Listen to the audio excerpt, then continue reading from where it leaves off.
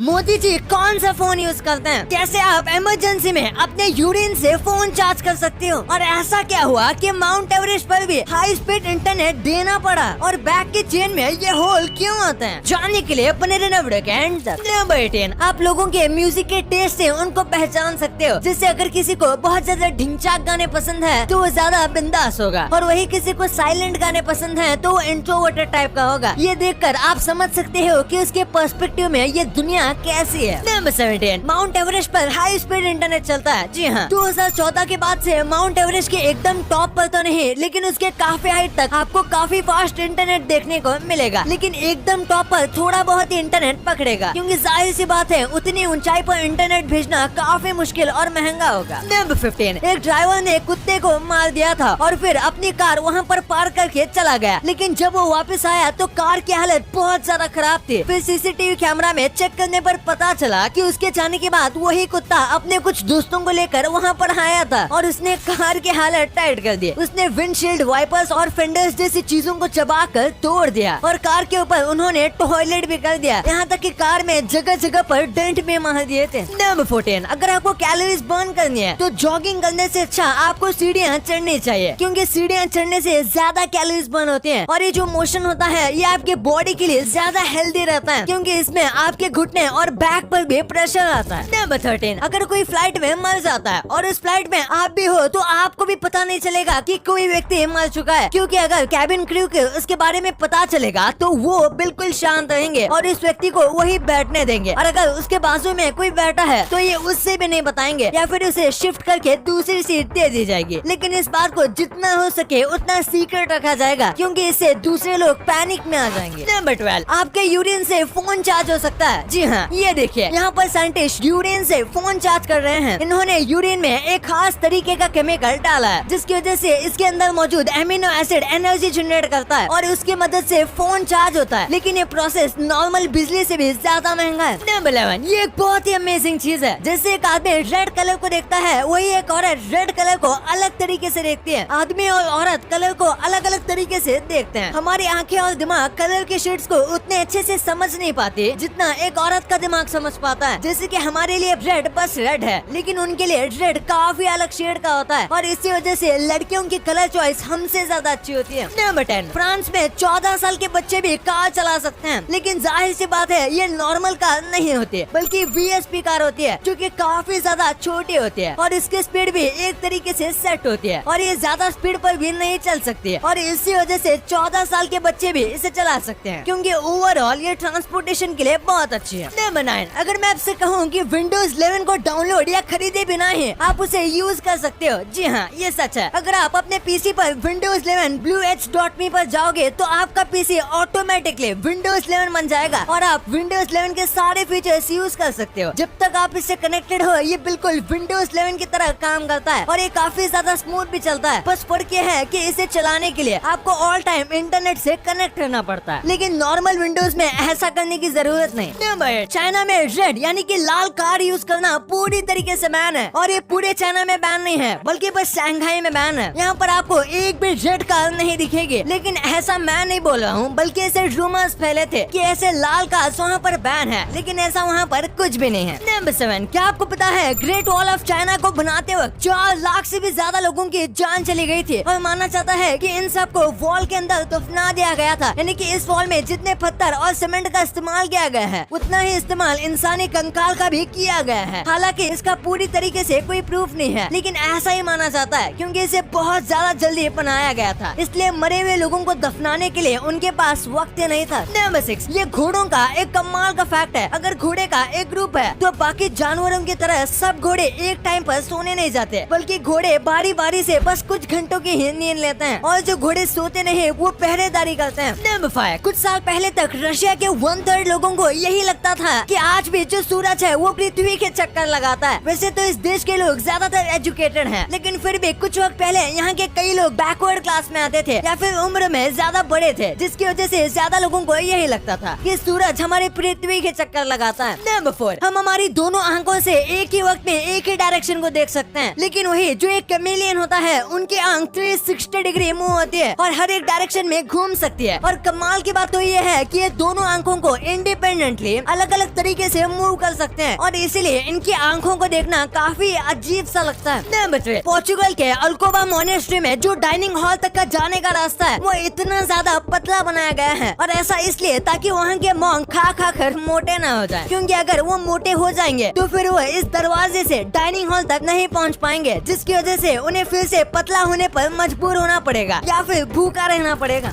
बेटो, आपने बैग के चेन में इस तरीके के होल को जरूर नोटिस किया होगा, लेकिन आखिर ऐसा होल क्यों दिया जाता है? दरअसल इसका सबसे मेन पर्पस होता है हमारे हाथों को ग्रिप देना। पहले नॉर्मल चेन ही आया करती थी जिनमें होल नहीं होते थे, लेकिन होल होने वाली चेन ज्यादा ग्रिप देती थी, जिसके बाद ये सारे बैग्स में कॉमन डिजाइन हो गया, यानी एक प्रकार से ट्रेडिशन बन गया। और बैग की चेन में जो डिजाइन होती है वो भी इसी कारण से दी जाती है। आजकल ऐसी चेन आती है जिनमें होल नहीं होता, लेकिन उन चेन्स को बाहर की तरफ से चपटा बनाया जाता है ताकि ग्रिप मिल सके। और इसका और एक काम होता है की चेन को लटकाने का। अगर होल न होता तो की चेन को लटकाने का ट्रेंड नहीं आता। नंबर 1, मोदी जी कौन सा फोन इस्तेमाल करते हैं? आप में से कई लोगों ने उन्हें इम्पोर्टेंट मीटिंग में आईफोन के साथ सेल्फी खींचते हुए देखा होगा, लेकिन असलियत में ये आईफोन इनका नहीं होता, बल्कि इम्पोर्टेंट मोमेंट पर बस फोटो खींचने के लिए इन फोन्स को तैयार किया जाता है। असलियत में मोदी जी जिस फोन का इस्तेमाल करते हैं उस फोन का नाम है रैक्स फोन। ये फोन खास तरीके से बनाया जाता है और लगभग पूरी दुनिया के प्राइम मिनिस्टर और प्रेसिडेंट इसी तरीके का फोन का इस्तेमाल करते हैं। इसमें खास एप्लीकेशन और सॉफ्टवेयर होते हैं जिससे हैक करना नेक्स्ट टू इम्पॉसिबल होता है और लगातार इन फोन पर गवर्नमेंट नजर रखती है। ये फोन खुद गवर्नमेंट ही बनाती है और इसमें बस चुनिंदा कुछ ही फीचर होते हैं। अब आपको इतनी इंटरेस्टिंग बातें पता चल गई हैं, तो एक सेकंड निकाल के सब्सक्राइब कर लो यार। सब्सक्राइब करने से आपको इससे अच्छा कंटेंट मिलेगा और अगर आपको वीडियो अच्छी लगे